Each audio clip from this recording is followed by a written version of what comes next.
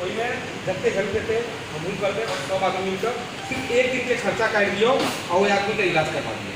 सिर्फ घर के एक दिन का अपन जेब खर्चा घर के थे बस हम ऐसे जानते हैं कि भाग के इच्छा कर लेते हैं इच्छा करने वाला कैसे कमाई को भूल गया और इनका से सपोर्ट का बहुत है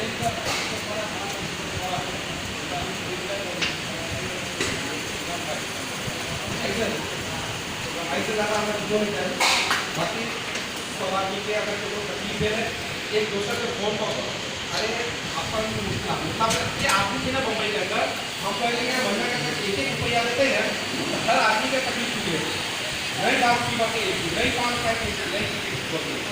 लेकिन अपना नशा में तो कोई इतना तरीका है अगर मीटिंग सबसे बड़ा अपन कार्यक्रम हो रहा है तो उनका है भेटा देता है हम बहुत गरीब बहुत बाबू की बात नहीं कर सकते मेहनत करते हैं तकलीफ के आदमी जो नहीं और हर तकलीफ वाला हम दोस्ती करे थे खाए वाला तो हम दोस्ती नहीं करें जरा तकलीफ है हम उससे हम जोड़े अपना सर